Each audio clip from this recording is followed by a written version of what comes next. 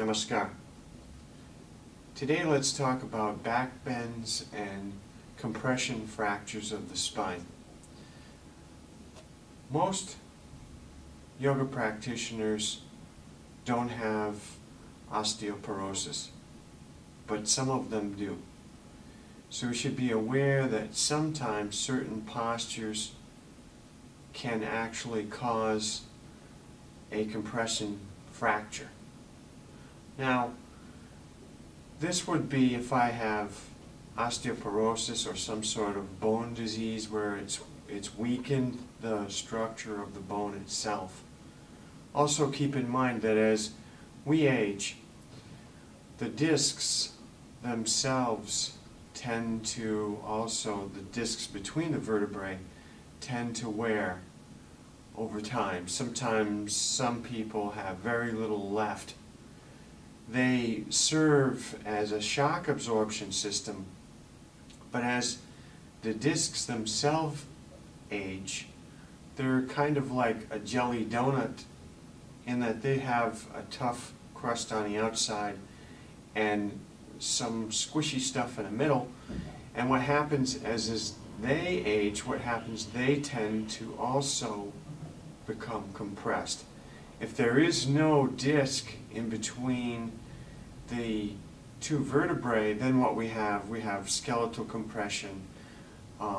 In this case, sometimes when we think of skeletal compression, we might think of a hyperextension, something like that, but in this case, the back bend, we might have as the person starts to bend back, say these are two vertebrae, as the person goes into a back bend, we have force pushing against force, bone against bone, and now these bones, the vertebrae, are something like Swiss cheese, where they're very porous, and it doesn't take much force for them to break, or I should say, fracture.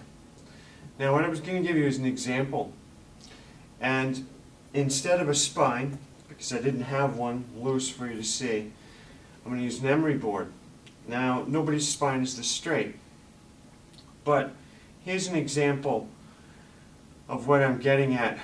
If I have excessive wear in my spine, I'm better off to do a spinal, let's say this is a person's body and this is forward and this is backward, and what I want to do is a spinal tilt, keeping the spine relatively straight but starting to tilt back, okay? Now, this is an exercise you can do. Any of you who teach chair yoga and so forth can work with your students by having them scoot away from the backrest of their chair, perhaps 6 to 8 inches, and then having them feel a tilt instead of a pure, say for example, back bend where they're doing some kind of a back bend that's causing compression. Now, when we start to do, healthy spine's a different matter, but when we start to look at the spine in another way, if we bend, we know even if we have a healthy spine, we don't want to jam the lower back. We also want to be very careful about the very top. So, as we bend, the heart center projects out, and a lot of the bend itself is from the thoracic part of the spine and outward. So it's a uniform bend. In the case of a person who has osteoporosis, we have to be careful. So if someone tells you that they have osteoporosis, this is no light matter. You want to make sure they get used to the idea of tilting back, and you also want to check in with them how they're doing on their bone density and so forth. These are all things to consider because a compression fracture in the spine can be a very major pain. It can take months for it to go away. Sometimes they go away on their own. Sometimes they go longer. And there are a number of problems. There are sharp pains, and sometimes the pains are not initially there, but they gradually develop. So, a word of caution. If you're working with somebody and you know that they have osteoporosis, start to work more on, instead of the back bend, into a back tilt.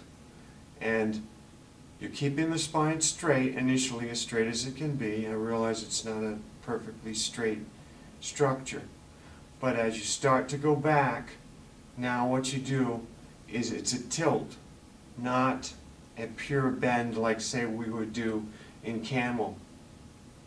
With that in mind, I'd like to wish you farewell and have a nice week. Om Shanti.